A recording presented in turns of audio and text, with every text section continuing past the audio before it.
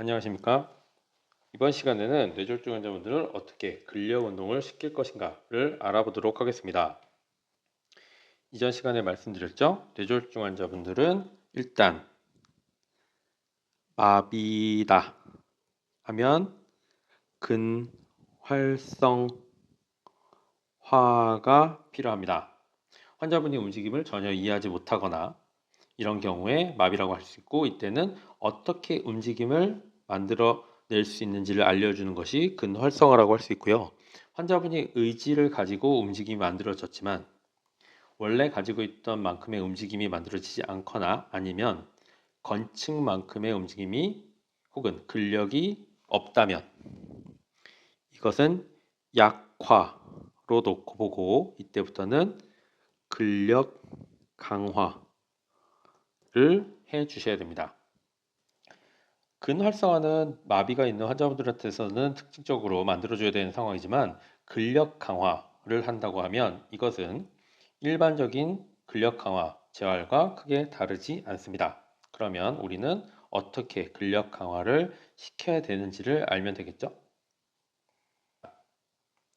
지금 보신 내용은 퍼스널 트레이닝 정수에 있는 근력 강화 프로그램을 만드는 방법입니다.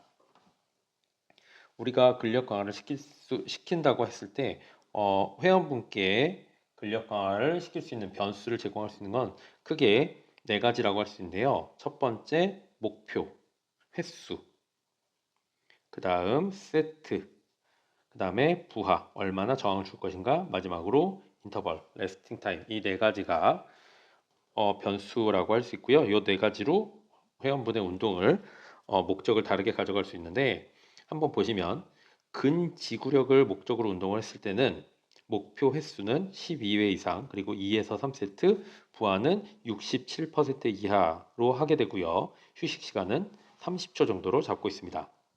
근력은 56에서 85%, 그 다음에 쉬는 시간은 30초에서 90초, 세트 횟수는 6에서 12회 정도, 그 다음에 세트는 3에서 6세트를 제공해 주시면 되겠습니다. 마지막은 근비대인데, 뇌졸중 환자분들을 대상으로 근비대를 목적으로 운동을 시킬 일은 거의 없으니까요. 그냥 한번 봐주시면 되겠는데, 부하는 85% 이상, 목표 횟수는 6회 이하, 그 다음에 휴식 시간은 2에서 5분, 세트는 2에서 6세트 정도를 실시해 주시면 되겠습니다. 근비대는 방금 말씀드린 것처럼 뇌졸중 환자분들을 대상으로는 크게 할 일이 없으니까 이 근지구력과 근력을 중점적으로 봐주시면 되는데, 여기서 주목해서 보셔야 될 내용은 당연히 부하, 그 다음에 반복 횟수입니다. 근지구력을 목적으로 했을 때는 67% 이하, 그 다음에 목표 횟수는 12회 이상입니다. 이게 무슨 말이냐 하면 저강도, 고빈도 라고 할 수 있고요. 근력을 증가를 목적으로 한다 그러면 56에서 85% 정도에서 6에서 12회를 실시해 주시면 되겠습니다. 이 내용은 고강도, 저빈도가 되겠죠. 고빈도, 횟수를 많이 하는 거고요. 고강도는 저항을 높게 하는 겁니다. 첫 번째, 환자분께 근력 증가를 목적으로 한다 그러면 고강도 저빈도로 운동을 해주시면 된다. 근지구력을 목적으로 한다라고 하면 저강도, 고빈도로 운동을 해주시면 된다. 이 부분을 잘 기억하시면 되고, 그 다음에 목표 횟수는 12회를 기준으로, 근지구력을 목적으로 한다 그러면 12회 이상, 근력 증가를 목적으로 한다 그러면 6에서 12회 정도를 해주시면 된다 라고 생각해 주시면 되겠습니다. 그러면 나머지 내용이 하나가 더 있는데요. 여기 보시면 부하가 있습니다. 부하는 67% 이하, 그 다음에 56에서 85% 이하가 되는데, 여기서는 기준이 빠져 있죠. 기준. 무게의 얼마를 기준으로 67% 이하인가, 혹은 얼마를 기준으로 56%, 56에서 85%인가, 이 내용을 알아야 되는데, 그러면 기준은 얼마인가 하면 이것은 1RM입니다. 1RM은 repeated max, 그러니까 내가 딱 한 번 1회 들 수 있는 무게를 말합니다. 이거는 측정을 해야 되는 거죠. 만약에 뇌졸중 환자분들이 한 번을 못 든다. 움직임을 1회를 못 만든다. 그러면 목적은 무조건 1회를 만드는 것을 목표로 해서 운동을 진행하시면 되겠죠. 그래서 1회가 되고 2회가 되고 3회가 된다라 그러면 그 횟수를 늘려 나가시면서 운동을 해주시면 되고, 그래서 횟수를 많이 할 수 있다라 그러면 지금 말씀드린 것처럼 이 변수들을 목표를 기준으로 변수를 제공해 주시면 되겠습니다. 아시겠죠? 첫 번째 목표는 1회를 만드는 것, 그리고 그래서 여러 회가 가능하다면 그 다음에는 세트 부와 휴식 시간 목표 횟수 등의 변수를 조절해 주시는 것을 목적으로 해주시면 되겠습니다. 일반 근력 운동을 목적으로 해서 운동을 했을 때 추가적으로 설명드려야 될 부분이 있는데요. 첫 번째로 설명드려야 될 부분은 12회라는 이 숫자입니다. 12회라는 이 숫자가 뭐냐라고 하면, 근지구력을 목표로 해서 운동을 한다 그러면 딱 12회만 하는 경우가 있어요. 12회를 어떤 무게를 제공했을 때 12회를 한다라고 하면 그때 근지구력이 된다가 아닙니다. 여기 보시면 1 RM을 기준으로 몇 회를 시행을 했었을 때 이게 1 RM의 몇 퍼센트 정도의 무게가 되냐를 나타내는 표가 있는데요. 이 표를 보시면 12회 내가 어떤 무게를 제공했어요. 이 어떤 환자분이든 회원분이든 내가 1kg의 무게를 제공했는데 이분이 12회를 했다라 그러면 이 12회를 최대로 12회를 했었을 때 이 무게는 1 RM의 67%다라는 내용입니다. 15회를 제공하게 되면 15회를 이 사람이 수행이 가능하다면 이 무게는 1 RM의 65%인 거죠. 1kg이. 그런 식으로 이해를 해주시면 되고, 그러면 근지구력을 목적으로 하면 운동을 어떻게 해야 되냐, 1 RM을 기준으로 67% 정도의 무게를 제공해서 이 사람이 할 수 있는 최대치, 그게 어차피 12회밖에 안 되니까 최대치의 횟수를 반복해 주시면 된다 라는 식으로 이해를 해주시면 됩니다.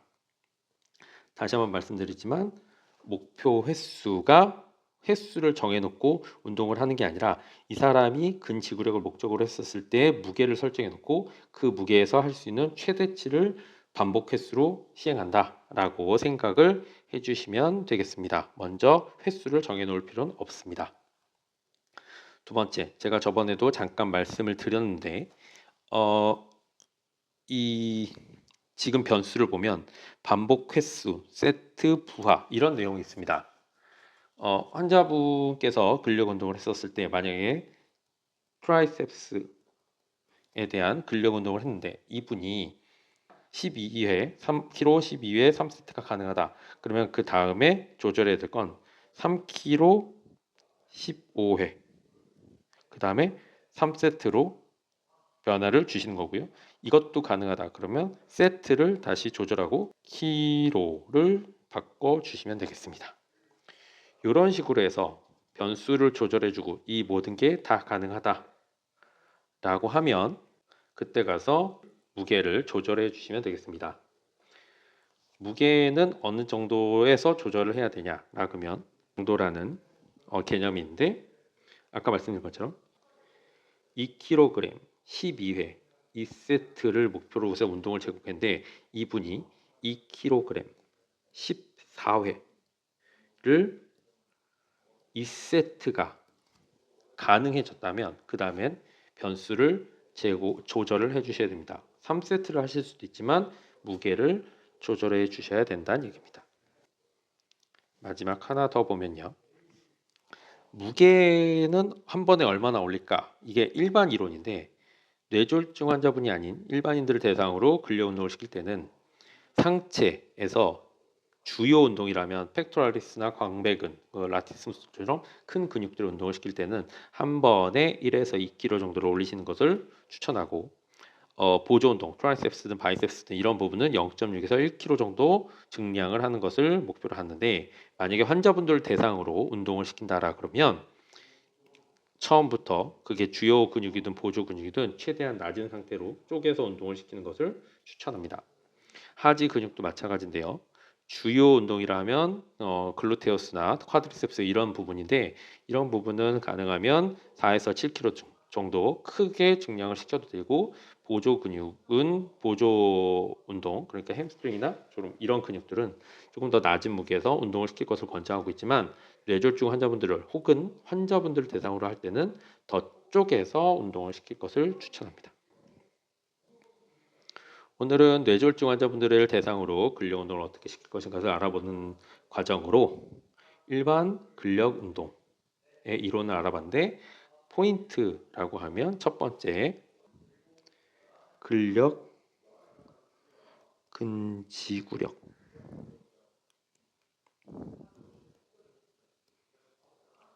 운동을 시킬 때는 고강도, 저빈도, 고빈도, 저강도로 운동을 시킨다가 1번이고요. 두 번째, 무게는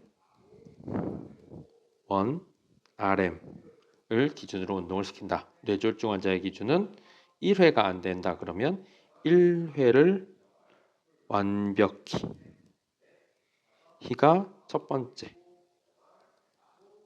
목표가 될 거고요. 세 번째, 변수 조절은 횟수, 세트, 그 다음에 무게 순으로 변화를 주시면 된다 라는 거고요. 네 번째, for all, 그러니까 이 목표 횟수나 세트 무게를 설정했을 때 이것보다 횟수를 2회 더 2세트가 가능하다면 변수 조절, 특히 무게를 조절해 주시면 된다라고 봐주시면 되겠습니다. 마지막으로 근력 운동 시킬 때는 최대한 쪼개서 증량을 해주시면 되겠습니다. 오늘은 뇌졸중 환자분들을 대상으로 근력 운동을 어떻게 시킬 것인가를 알아봤습니다. 오늘 내용을 바탕으로 뇌졸중 환자분들한테도 근력 운동을 시켜주시면 되겠습니다. 오늘 내용은 여기까지고요. 그럼 다음 시간에 또 찾아뵙도록 하겠습니다. 시청해주셔서 감사합니다.